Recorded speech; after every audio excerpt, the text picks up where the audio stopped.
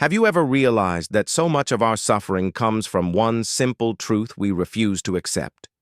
The truth is this: the only love truly worthy of us, the only love we should ever pursue, is reciprocal love.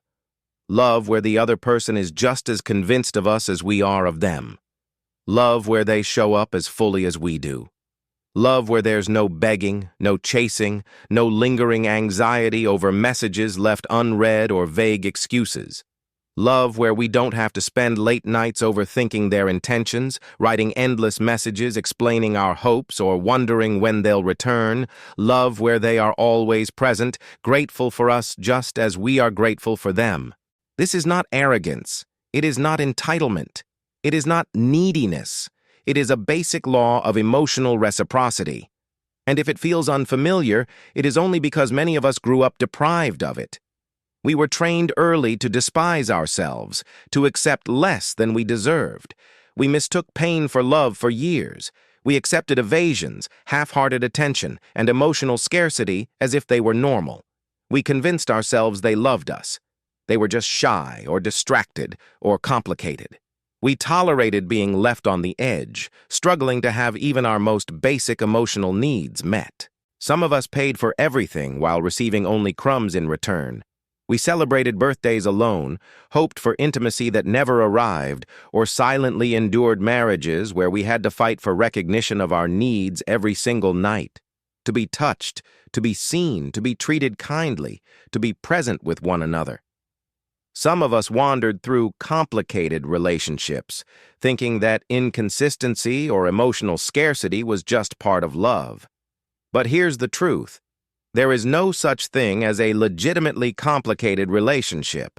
People either honor us or they don't. They either hold their end of the rope as firmly as we do, or they don't belong in our lives at all. We must internalize a few unshakable rules, even if it feels harsh.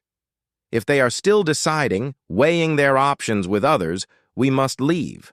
If they take ages to respond to simple messages, we must leave. If they flirt elsewhere, we must leave. If we have to explain why they should choose us, we must leave. If their personal struggles prevent them from being kind or present, we must leave. If they are not infinitely proud of us, we must leave. If we've given them chances and they remain inattentive, we must leave. And when we leave completely. They must vanish from our lives, our thoughts, our spaces. No remnants, no reminders, no illusions. They are emotional poisons and we must expel them entirely.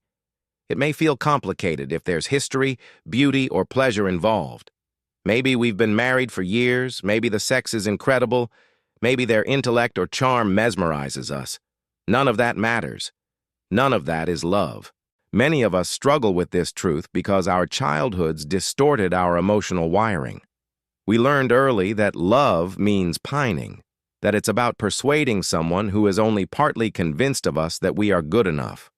We were taught to tolerate neglect, discomfort, and harsh judgment. We believed we needed the approval of someone who wasn't fully ours.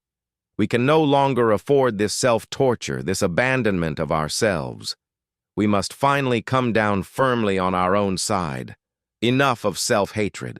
Enough of chasing those who will never catch us. Not everyone will think we are fabulous, and that's fine. Their opinions are theirs to hold. But we must never mistake their indifference for something to love.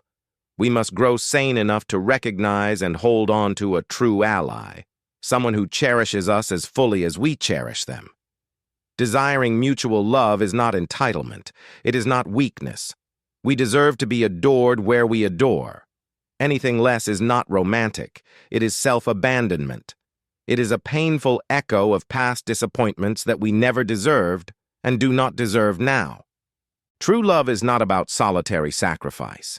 It is about two people who feel blessed to have found each other, who care infinitely for one another.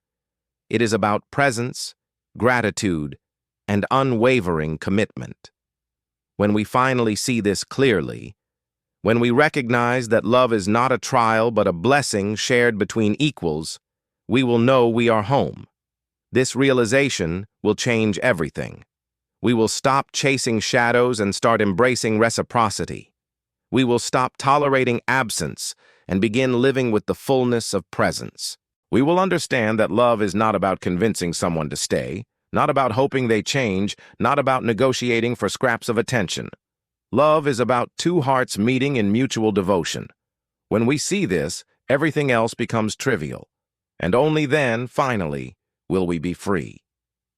Free to love without fear. Free to be adored without compromise. Free to recognize our own worth in the mirror of another's devotion. This is the lesson that may take a lifetime to learn. Yet it is the simplest truth. Love is only worthy when it is reciprocal. The rest is illusion. The rest is a story we tell ourselves to mask the betrayal of our own hearts. We deserve better.